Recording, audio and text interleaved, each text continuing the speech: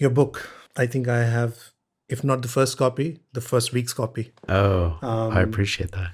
and it has been endorsed by everybody who could: James Clear, Brian Holiday, Adam Grant, Annie Duke. And this is the OG of mental models as well as clear thinking. The question I have, it has a very simple premise, which says ordinary moments can turn into extraordinary outcomes. What does that mean? So often we think we need this one big flash of insight, this one big moment where everything in life is going to change. And that drives a lot of poor behavior. I think a better way to approach everything is that the ordinary moments are small, but they add up and they accumulate. And they determine the position that you're in, they determine the options that you have. And if you look at life through the lens of time, you really just want to compound over time and get better and better. And what do we know about compounding? Well, we know that all the gains to compounding come at the end. The last double is effectively as big as sort of the first, all the steps to get there. And this is, the stat that crystallizes this. I think it was Morgan Housel who told me, 97% of Buffett's net worth came after 65. And people don't realize the power of compounding. Like we don't understand nonlinear exponential curves. And I think that if we frame things in terms of big decisions, we're generally rational. Like we generally think about them.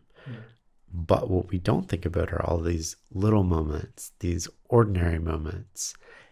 And I think they're much overlooked for how people actually make decisions in the real world and what causes problems in the real world and what gets in the way of our success. One key takeaway that I have from the book, if you can double click on that as well, always focus on the optimal outcome versus being right. I crystallized this in my head as outcome over ego. And it became apparent for me when I worked at the intelligence agency. I saw myself as a knowledge worker. And if I see myself as a knowledge worker, then I have to be right. Because if I'm not right, what am I? I'm wrong. And if I'm wrong, I'm not a knowledge worker, because those two things don't go together. And I remember just catching myself. I think maybe it was Matt who caught me, but I just remember working really, really hard to prove myself right. And he's just like, you're wrong. Like, give it up. Like, that will get to the right outcome, but it's like so convoluted and complicated and, 30 steps when it should be three.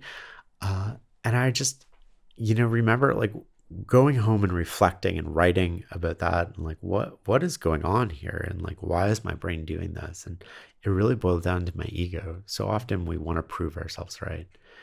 And we want to prove that our idea was right. We want to have an I told you so, even if the organization sort of moves against us. And we'll actually unconsciously work towards that I told you so. So when we think of all that energy going towards directions, well, part of our energy is kind of going into proving it wrong. And so I frame this as like, what's the outcome I want and what's the best path to get there? And my idea is usually not the best idea. And it's taken me a while to sort of crystallize that and learn it. And you learn it in all sorts of ways. But when I left the agency, I really learned it because I had a team of people that I'm working with, and I really just want to be successful. I don't want to have to go hat in hand back to the agency. And I think that we often think two things about ideas. One, that we have the best idea, which is nearly impossible. And two, our first idea is the best idea.